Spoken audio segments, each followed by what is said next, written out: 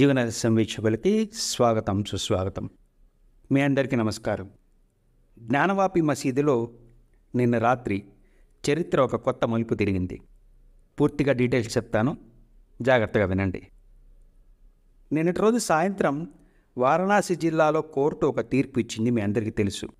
ఆ తీర్పులో మసీదులో ఉన్నటువంటి సింగారగౌరి అమ్మవారి సమీపంలో ఉన్న వ్యాస్జీ తైఖానా అనేటువంటి సెల్లార్ ఏరియాలో ఇక మీదట పూజలు చేసుకోవచ్చు అని చెప్పి స్థానిక వారణాసి డిస్ట్రిక్ట్ కోర్టు ఉత్తర్వులు జారీ చేసింది. ఇది వారం లోపల జిల్లా మెజిస్ట్రేట్ అమలు పరచాలి అని చెప్పి ఉత్తర్వులు జారీ చేయడం జరిగింది.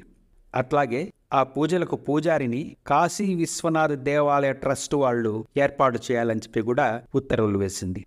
ఈ నిర్ణయం ఈ దేశ చరిత్రను మలుపు తిప్పేటువంటి ఒక పెద్ద నిర్ణయం. 1993లో చట్టవిరుద్ధంగా ఎలాంటి గవర్నమెంట్ ఆర్డర్ కూడా లేకుండా అప్పటి కొత్త ముఖ్యమంత్రి అయినటువంటి ములాయం సింగ్ యాదవ్ సాయిబులను సంతృప్తిపరచాలి అనేటువంటి ఒకే ఒక కారణంతో నిష్కారణంగా ఈ వ్యాస్ తైఖానాలో పూజలు మొత్తం ఆపేసి అక్కడ ఎన్నో వందల సంవత్సరాలుగా పూజలు చేస్తున్నటువంటి ఆ పూజారుల కుటుంబాలను బయటకు వెళ్ళగొట్టేసి ఆ తైఖానా చుట్టూ బ్యారికేడ్లు పెట్టేసి ఆ భూగృహానికి సీల్ వేసి తాళం వేసేసి వెళ్ళిపోయాడు ములాయం సింగ్ యాదవ్. ఆ రోజు జరిగిందంతా పూర్తిగా చట్టవిరుద్ధం. ఇప్పుడు 2024వ సంవత్సరంలో అంటే 31 సంవత్సరాల తర్వాత ఆ తైఖానాను మళ్ళీ ఓపెన్ చేసి అక్కడ పూజలు చేసుకోవచ్చు అనేటువంటి ఉత్తర్వును వారణాసి జిల్లా కోర్టు జడ్జి అయినటువంటి ఏకే విశ్వేష్ తీర్పు ఇచ్చారు. నిన్నటి రోజు జనవరి 31 మీ అందరికీ తెలుసు.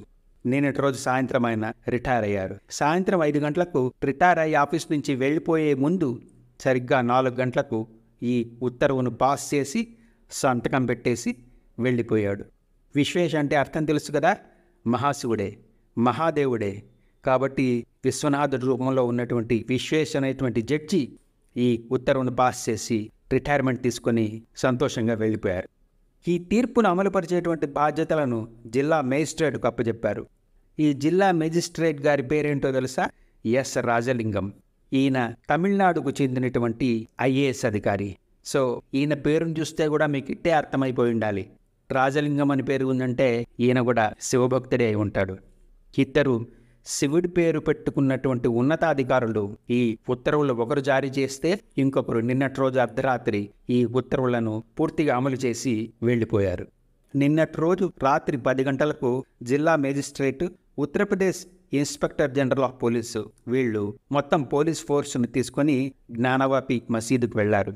అక్కడ కాశీ విశ్వనాథ్ ట్రస్ట్ వారి సహాయంతో సంప్రదింపులు జరిపారు.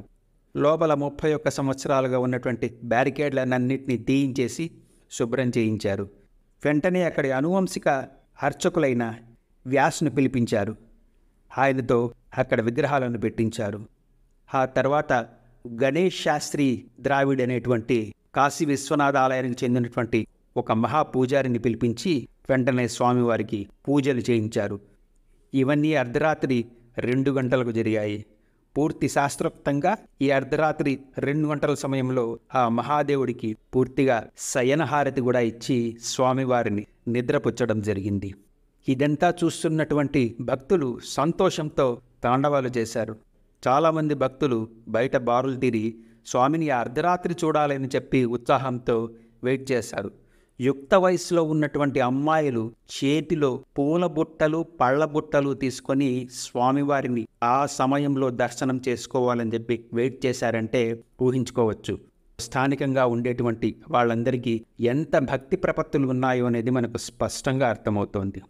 సో ఈ విధంగా నిన్నటి రోజు అర్ధరాత్రి 2 గంటలకు స్వామివారికి శయనహారతి ఇచ్చి పూజాది కార్యక్రమాలు పూర్తి చేసి దేవాలయాన్ని మూసివేసిన తర్వాత ఈరోజు ఉదయం స్వామివారికి గంగా జలాభిషేకం చేశారు. సూర్యోదయానికి ముందే దేవాలయ అర్చకుడైనటువంటి రోహిత్ శాస్త్రి అనేటువంటి పూజారి గంగా నదికి వెళ్ళి గంగా జలాలను బిందెల్లో తీసుకొని దేవాలయానికి వచ్చారు. ఆ తర్వాత ఆ జలాలతో శివుడికి జలాభిషేకం చేశారు. దాని తర్వాత సూర్యోదయ హారతి కూడా భగవానుడికి సమర్పించి భక్తితో పూజలు చేసుకున్నారు. ఇప్పుడు అక్కడ స్థానికంగా ఉండేటువంటి ప్రజలకు దైవ దర్శనాన్ని కల్పిస్తున్నారు. నిన్నటి రోజు అర్ధరాత్రి జిల్లా మేజిస్ట్రేట్ దేవాలయం నుంచి బయటికి వచ్చిన తర్వాత పత్రికా విలేకరులు ఆయన్ను పట్టుకొని మీరు లోపల ఏం చేశారు అని అడిగినప్పుడు మేము కోర్టు ఉత్తర్వులను మొత్తం అమలు చేశామని మాత్రమే చెప్పేసి వెళ్ళిపోయారు. పక్కన ఉన్నటువంటి ఉత్తరప్రదేశ్ ఐజీ కూడా నవ్వుతూ వెళ్ళిపోయారు. ఇప్పుడు సాయిబులు గగ్గోలు పెడుతున్నారు. ఏమాత్రము సమయం ఇవ్వకుండా మొత్తం అర్ధరాత్రే ఇవన్నీ పూర్తి చేసేయడం వాళ్లకు కన్నీళ్లు తెప్పిస్తున్నాయి. వాళ్ళు వెంటనే సుప్రీంకోర్టులో కేసు ఫైల్ చేసి దీని మీద స్టే తీసుకురావాలని తీవ్రంగా ప్రయత్నం చేస్తున్నారు. జనరల్గా జిల్లా కోర్టు దాటిన తర్వాత హైకోర్టుకు వెళ్ళాలి. కానీ వీళ్ళు జిల్లా కోర్టు ఇచ్చినటువంటి ఆర్డర్ మీద సుప్రీంకోర్టుకు నేరుగా వెళ్ళాలని చెప్పి ప్రయత్నం చేస్తున్నారు. మరి సుప్రీంకోర్టు వీళ్ళ పిటిషన్ను యాక్సెప్ట్ చేస్తుందో లేదో చూడాల్సిందే. మొత్తానికి అయోధ్యలో రాముడు రావడం అత్యంత శుభకరం, అత్యంత మహామంగళకరం. ఇక శ్రీరాముడే వచ్చిన తర్వాత ఆయన ఇష్టదైవమైనటువంటి మహాశివుడిని తానే దగ్గరుండి జ్ఞానవాపిలోకి తప్పక తీసుకొని వచ్చేస్తాడు.